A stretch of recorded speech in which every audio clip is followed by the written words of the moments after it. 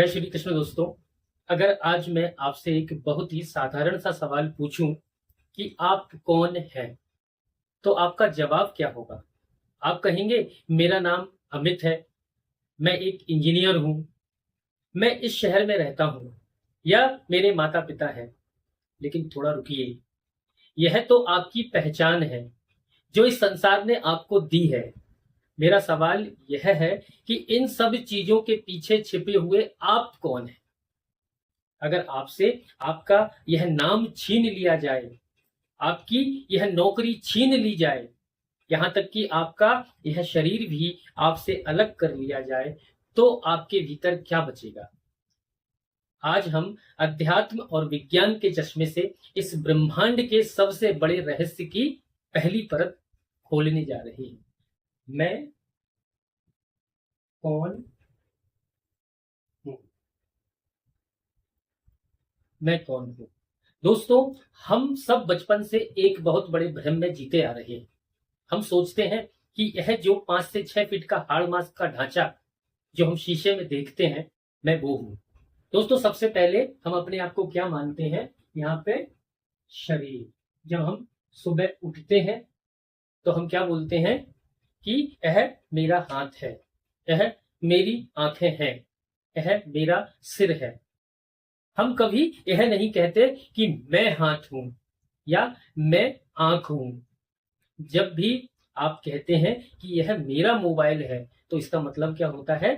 इसका मतलब बहुत साफ है कि आप मोबाइल से अलग हैं। आप ये मोबाइल नहीं है। ठीक इसी तरह जब हम कहते हैं कि यह मेरा शरीर है, तो इसका सीधा सा वैज्ञानिक और आध्यात्मिक मतलब यह है कि शरीर अलग है और आप, यानी इसको मेरा कहने वाले, बिल्कुल अलग है। क्यों मैं और शरीर अलग हैं? क्योंकि शरीर बदलता है। जैसे जब हम पैदा होते हैं, बचपन, फिर जवानी, और फिर, यानी बचपन, जवानी और बुढ़ापा, ये 3 स्टेज होती है। जब आप पैदा हुए थे तब आपका शरीर केवल 2.5 या 3 किलो का था। आज वह 70 किलो का हो गया। विज्ञान भी कहता है कि हमारे शरीर के करोड़ों सेल्स हर सेकंड मरते हैं और नए बनते हैं। कुछ ही वर्षों में आपके शरीर का एक एक परमाणु, एटम, बदल जाता है। अब आप खुद सोचिए, जो बचपन में था वो शरीर आज नहीं है, और जो आज है वो बुढ़ापे में नहीं रहेगा। लेकिन आप तो वही है। आप बचपन की यादों को आज भी याद कर सकते हैं। यानी बदलने वाला शरीर आप नहीं हो सकते, क्योंकि आप तो वो हैं जो इस बदलते हुए शरीर को बचपन से लेकर आज तक देख रहे हैं। मतलब हम ये शरीर नहीं है। तो ये चीज क्लियर हो गई कि हम शरीर नहीं है। तो क्या मैं नाम और पद हूं? क्या है नाम और पद? क्या मैं नाम और पद हूं? क्या मेरी पहचान ये है? मान लीजिए कि आपका नाम राहुल है। जब आपका जन्म हुआ था तब पहले कुछ दिनों तक आपका कोई नाम ही नहीं था। फिर परिवार ने मिलकर नामकरण संस्कार किया, आपको एक नाम दे दिया ताकि दुनिया आपको एक नाम से बुला सके। अगर आज कानूनी तौर पर आपका नाम बदल दिया जाए, तो क्या आपके भीतर का आप बदल जाएगा? बिल्कुल नहीं। नाम सिर्फ एक लेबल है जो आपको समाज में काम चलाने के लिए दिया गया है। हमारे नाम से हमारी किस चीज की पहचान होती है? नाम से पहचान, नाम से क्या बनते हैं? रिश्ते। नाम से हमारे रिश्ते बनते हैं, और इस दुनिया में नाम से पद बनते हैं। पद मत रिश्ते मतलब पुत्र, पिता, पत्नी, पति, और पद मतलब डॉक्टर, इंजीनियर, व्यापारी, किसान।